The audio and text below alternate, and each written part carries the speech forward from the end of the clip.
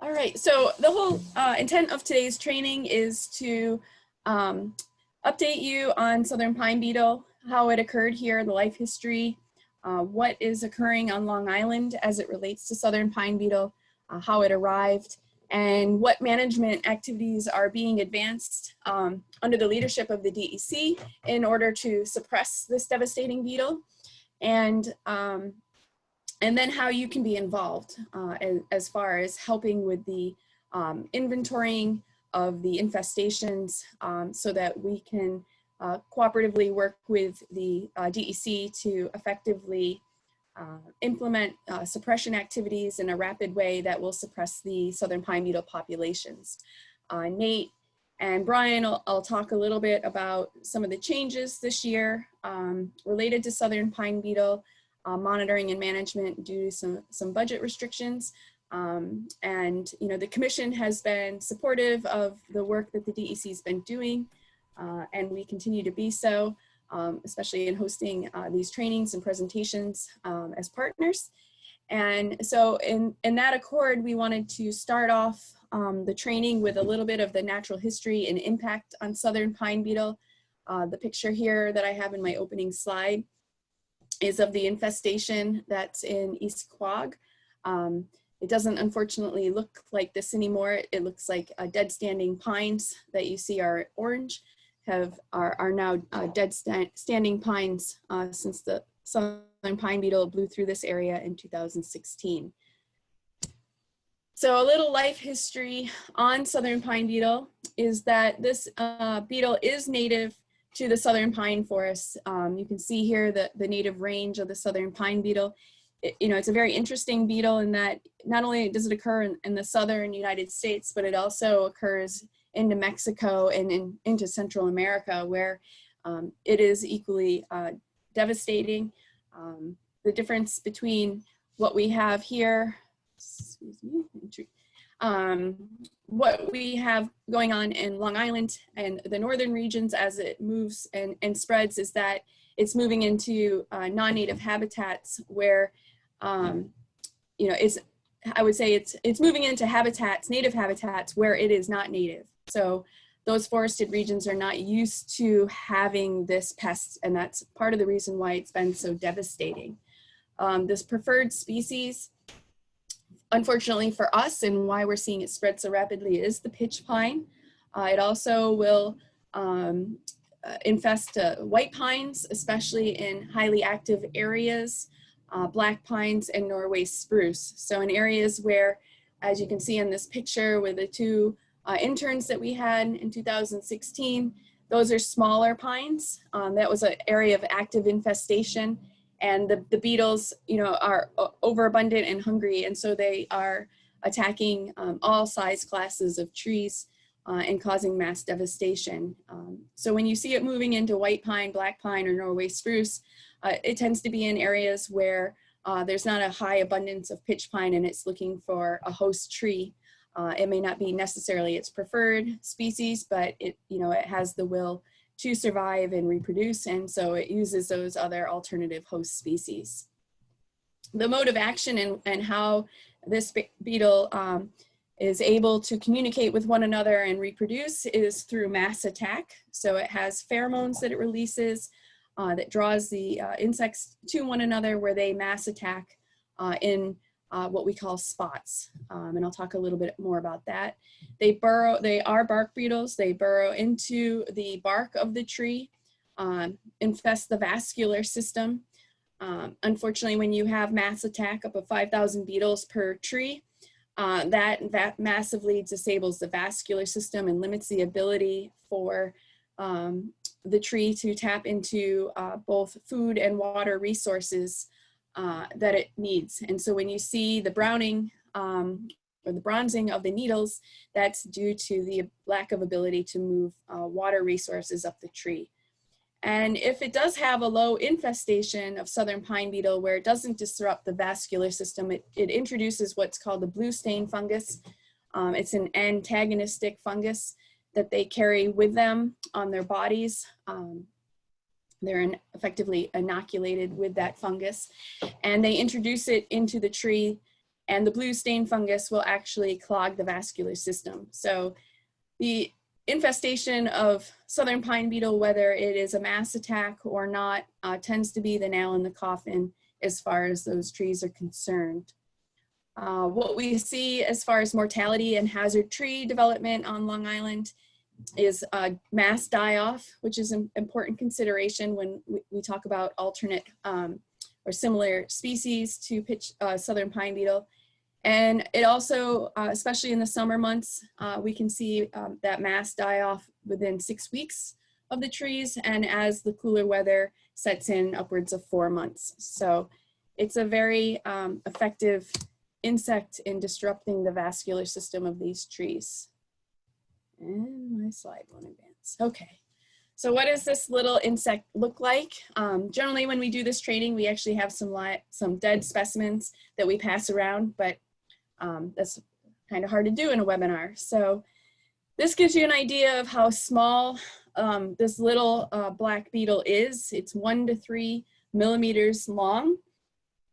And you can see there's a nice picture of scale there with the thumbnails of a southern pine beetle trapped in the pitch tube that the tree is exuding, and that the southern pine beetle actually pulls out of the pitch tube in order to keep active access and air into the vascular system.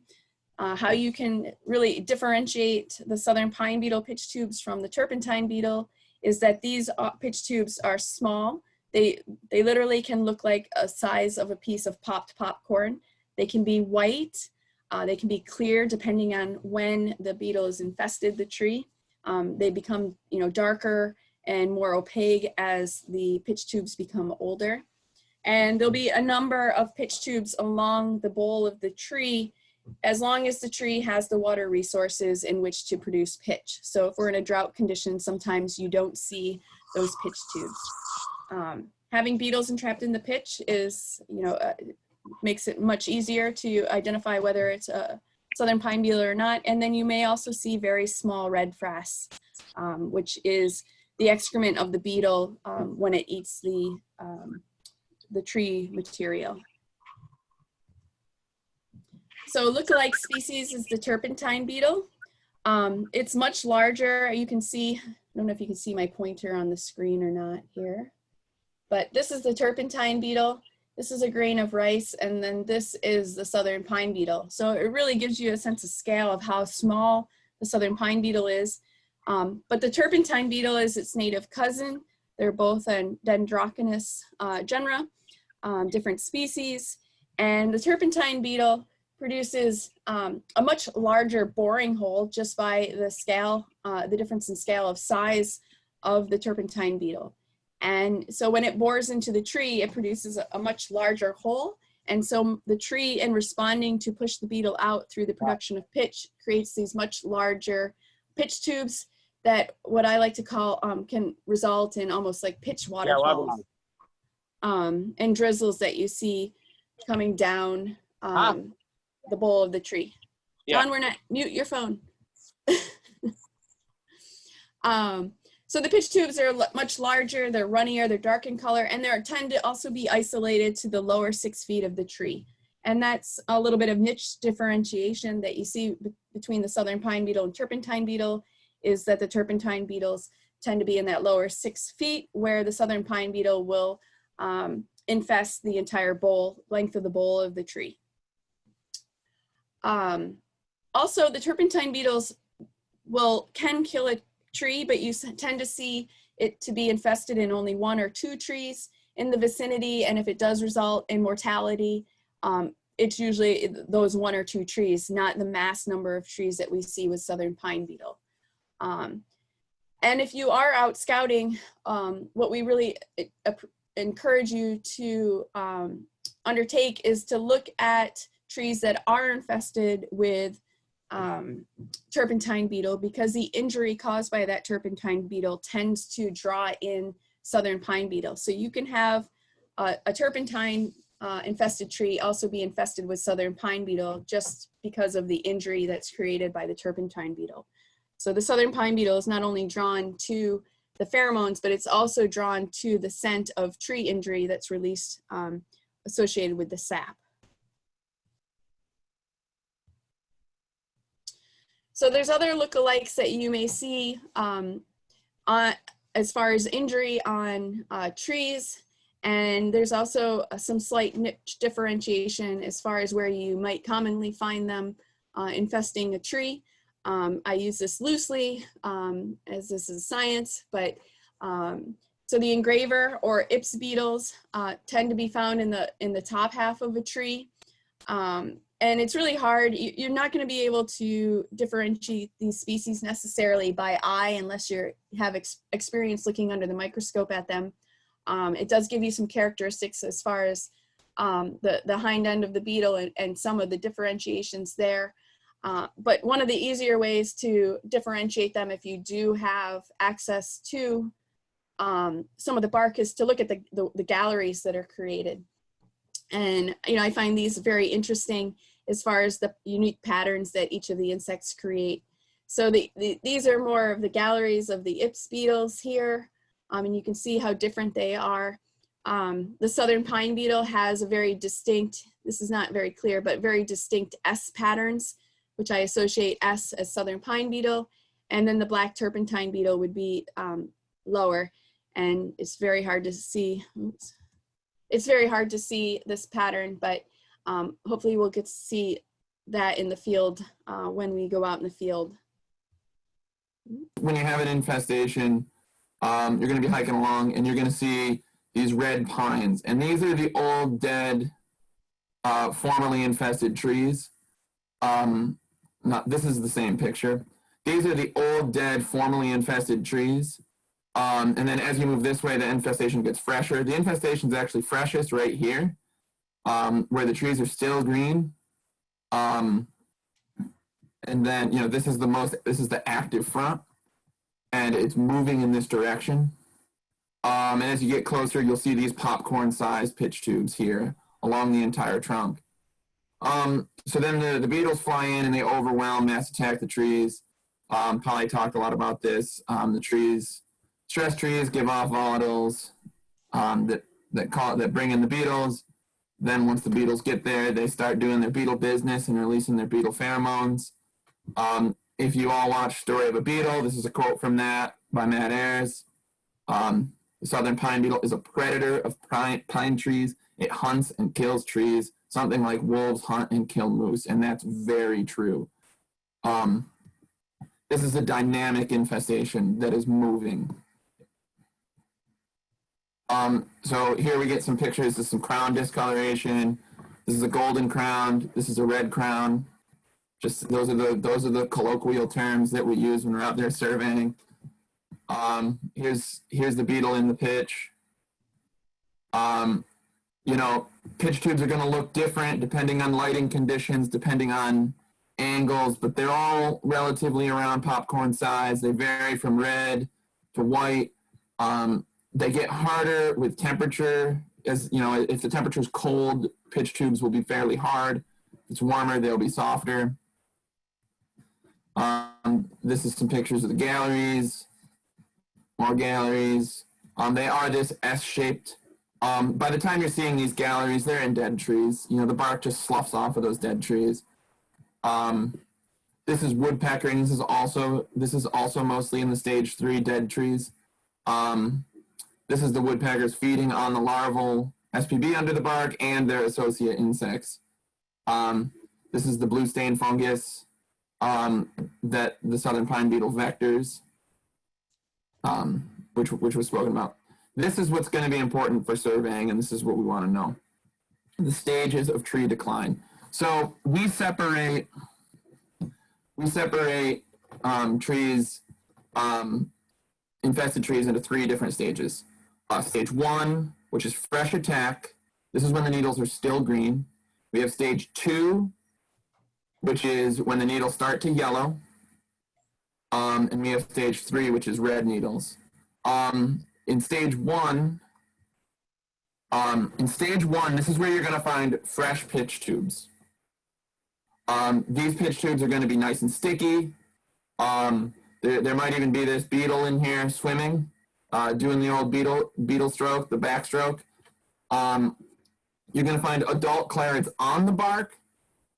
You're going to see boring dust potentially underneath the pitch tubes. So underneath the pitch tubes here, the beetle goes in and chews on wood, produces sawdust, it kicks the sawdust out, and it falls in crevices below the pitch tubes. And the crown is going to be green. Now in these stage 1 trees, these are the stages of life that you're going to find in an ideal stage 1 tree. You're going to see adult beetles. Those are going into the tree at this point in time. And they're going to be breeding, laying their eggs, and you're going to see these L1 and L2 stages of larval development. That just means L1 is larval 1, larval 2. And you're going to see these early instar larvas underneath the bark. So after this, it becomes the stage 2 tree. This is when the crowns start to turn gold.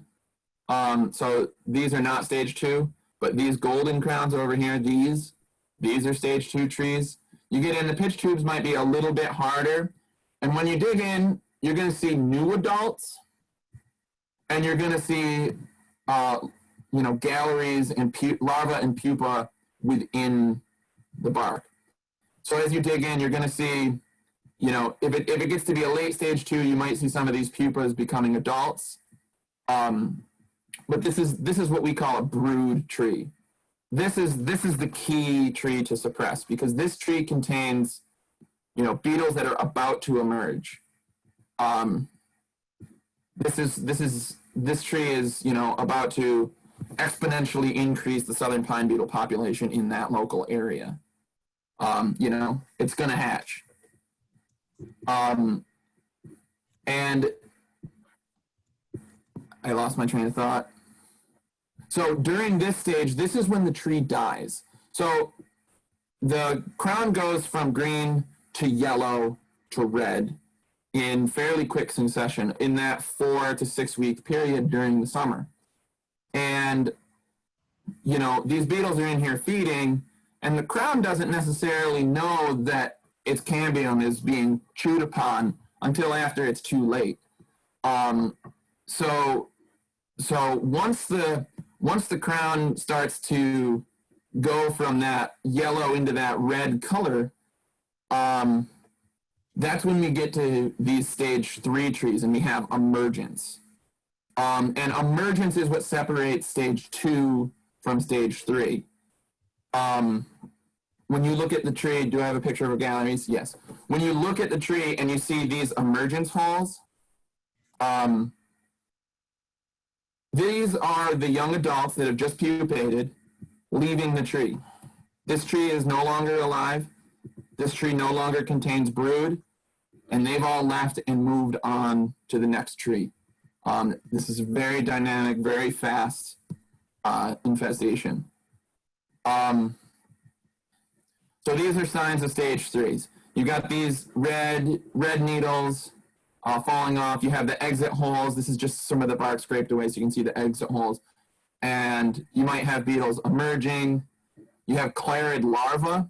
So in stage 1 and stage 2, you might have clarid adults, but clarids come in later and lay their eggs as the trees, pass.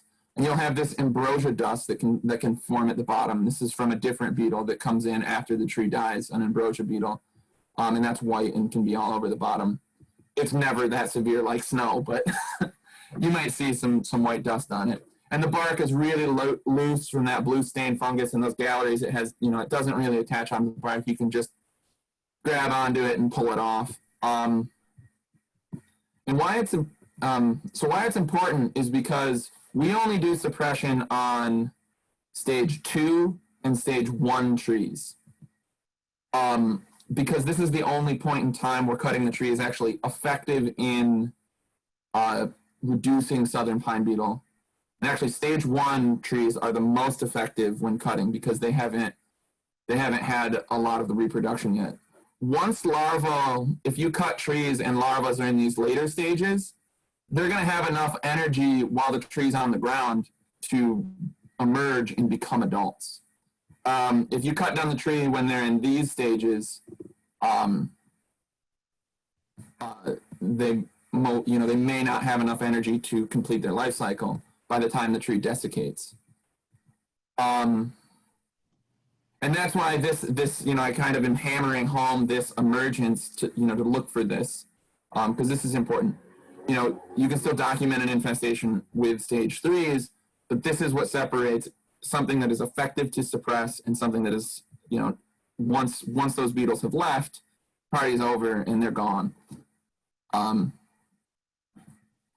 So some lookalikes, turpentine beetles. These are, native. They are all over. We have noticed that they are kind of increasing a little bit in activity. Maybe that's because we have more people out there monitoring since, in the last 5 years since the Southern Pine Beetle program has started. But we're looking at turpentine beetle, and it says black turpentine beetle here, but Long Island has black and red turpentine, and they live, together. You'll find them both under the bark if you get digging into the bark of these trees.